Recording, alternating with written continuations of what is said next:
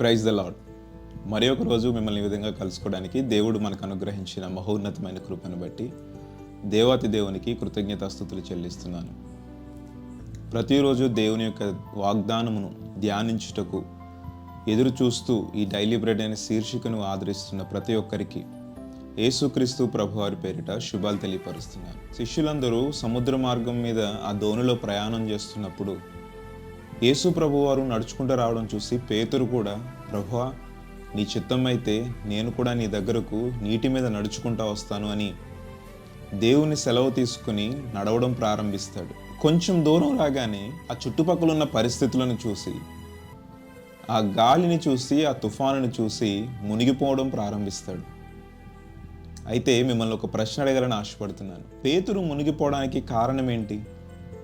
తుఫాను కారణమా? లేదా ఆ తుఫానుని చూసి దానివల్ల వచ్చిన భయం కారణమా? మీరేమనుకుంటున్నారో కింద కామెంట్ చేయండి. దేనివల్ల పేతురు మునిగిపోతున్నాడు? చుట్టుపక్కలున్న ఆ తుఫాను, గాలి, దాని ప్రభావమా? లేదంటే వాటిని చూసి భయము చెందడం వల్ల మునిగిపోవడం ప్రారంభించాడు?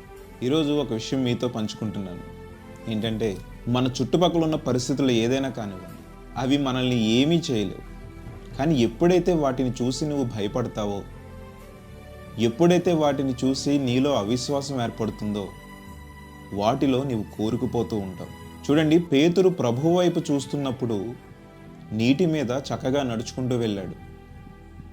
ఎప్పుడైతే పక్కకు తిరిగి ఆ గాలిని, ఆ తుఫానును, ఆ సముద్రాన్ని చూశాడో మునిగిపోవడం ప్రారంభించాడు. నీ చుట్టుపక్కల ఉన్న ఏ పరిస్థితులైనా కావచ్చు, అది నీ అనారోగ్య సమస్యలు కావచ్చు, ఆర్థిక సమస్యలు కావచ్చు, నీ కుటుంబంలో సమస్యలు కావచ్చు, నీ వ్యక్తిగత సంబంధమైన సమస్యలు కావచ్చు, లేదా నిన్ను ఏదైతే ఇబ్బంది పెడుతున్నాయో ఆ యొక్క ఇబ్బందులు కావచ్చు, అవి ఏవి కూడా నిన్ను ఏమీ చేయలేవు ఎప్పుడు నీవు ప్రభువు వైపు చూస్తూ ఉన్నప్పుడు. కానీ నువ్వు ప్రభువు వైపు చూడకుండా, ఆయన మీద విశ్వాసం ఉంచకుండా ఎప్పుడైతే వాటి వైపు చూసి నువ్వు భయపడతావో, వాటిలో నీవు మునిగిపోవడం ప్రారంభిస్తావు. ప్రస్తుత కాలంలో చాలామంది చేసే పని అదే.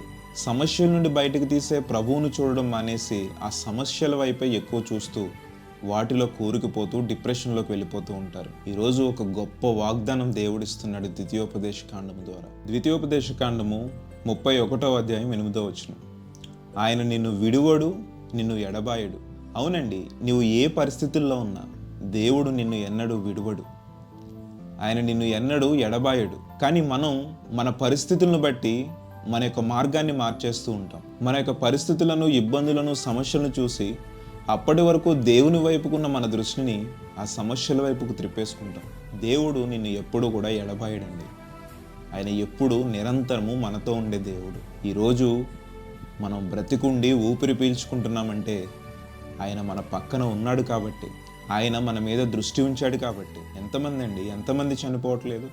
రేపు ఉదయాన్నే ఈ పని చేయాలి, ఆ పని చేయాలని ప్లాన్లు వేసుకుని నైట్ పడుకొని నిద్రలోనే చనిపోయిన వారు అనేక మంది ఉన్నారు. కానీ ఈరోజు నీవు నేను సజీవంగా ఉండి ఊపిరి తీసుకుంటున్నామంటే అది కేవలము దేవుని యొక్క కృప వలనే కదా.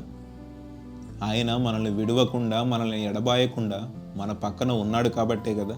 కాబట్టి మన చుట్టూ ఉన్న పరిస్థితులను బట్టి మనం అవిశ్వాసంలో, అపనమ్మికలో ఉండకూడదు. వాటిని చూసి భయపడకూడదు. పేతురు కూడా దేవుని వైపు చూస్తున్నంతసేపు బాగానే నీటి మీద నడిచాడు. ఎప్పుడైతే ఆ గాలిని, ఆ తుఫానును, ఆ సముద్రమును చూచాడో తనలో భయం పుట్టింది. నేను మునిగిపోతానేమో అనే అవిశ్వాసం పుట్టింది. అప్పటి వరకు దేవుడి మీద ధైర్యముగా విశ్వాసం ఉంచి అడుగులు వేశాడు. ఎప్పుడైతే అవిశ్వాసం తన మదిలోకి వచ్చిందో సముద్రంలో మునిగిపోవడం ప్రారంభించాడు.